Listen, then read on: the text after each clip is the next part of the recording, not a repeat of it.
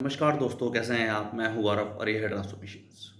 किसी भी देश की प्रगति के लिए हम सिर्फ और सिर्फ भारत देश की बात नहीं कर रहे, पर और किसी भी देश की प्रगति के लिए उस देश के कॉरपोरेट्स, उस देश के इंडस्ट्रियलिस्ट, उस देश के इंटेलेक्चुअल लोग या अलग अलग डिफरेंट डिफरेंट फील्ड में कामयाब लोग, या जिन लोगों ने अपने अपने फील्ड में कामयाबी ली है या एक तरीके से प्राप्त की है अपनी मेहनत से, अपने संघर्ष से, उन सब का रोल प्ले भी बहुत बहुत बहुत ज़्यादा इंपॉर्टेंट है। ये क्रूशियल मायने रखता है। और जैसा कि हमारा देश है एक तरीके से यूथ सेंट्रिक कंट्री है, जहाँ लगभग 85% पॉपुलेशन जो है हमारी वो यूथ है। और सिर्फ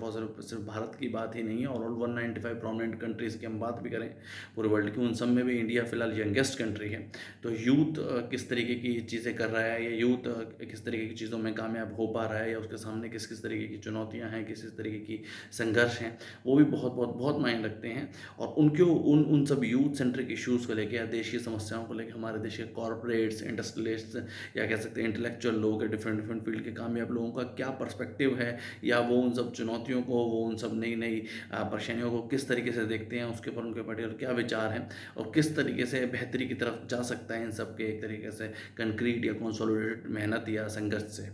बट ये बहुत बहुत बहुत ज़्यादा दुखद है इंडिया के पर्सपेक्टिव से, या इंडिया के संदर्भ में अगर आप देखें तो हमारे देश के कॉरपोरेट्स हैं, इंडस्ट्रियलिस्ट हैं या इंटेलेक्चुअल लोग हैं, किसी भी समस्या को लेकर अपना कोई भी स्टैंड नहीं रखते हैं। अभी रिसेंटली अगर यूथ सेंट्रिक इश्यूज़ की ही बात देखें तो भारत का युवा फिलहाल कितना ज़्यादा स्ट्रगल कर रहा है सरकारी नौकरियों को लेके या प्राइवेट जॉब्स को लेके, जहाँ लैक ऑफ अपॉर्चुनिटीज़ है या लैक ऑफ स्किल का इशू है, या और बहुत सारे युवाओं को सरकारी नौकरियों के लिए संघर्ष करना पड़ रहा है, रोड पे प्रोटेस्ट कर रहे हैं। और सिर्फ अभी जो एसएससी का प्रोटेस्ट चल रहा है, सिर्फ और सिर्फ उसकी बात नहीं है, पिछले ही काफ़ी सालों में यूपीएससी के एस्पिरेंट्स को स्ट्रगल करना पड़ा है। इवन बेसिक इंफ्रास्ट्रक्चर के इशूज़, जैसे कि अगर रेनफॉल हो गई या ज़्यादा रेनफॉल हो गई तो गली मोहल्लों में सड़कों पे पानी भर गया, या कैसी दयनीय परिस्थिति हो जाती है, उसके ऊपर हमारे देश के कॉरपोरेट्स का कोई भी ऐसा विचार या कोई भी ऐसा स्टैंड नहीं आता है कि ये सही है या गलत है, या कैसे बेहतरी की तरफ जा सकता है, या कहाँ खामियां हैं, या सरकार की कुछ स्कीमें जो ओवरऑल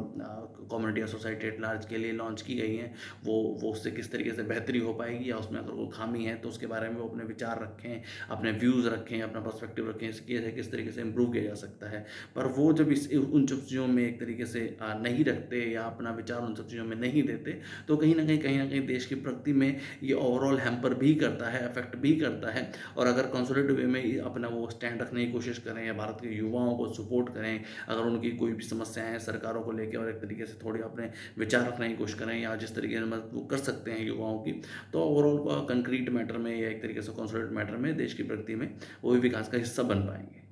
जय हिंद, जय भारत।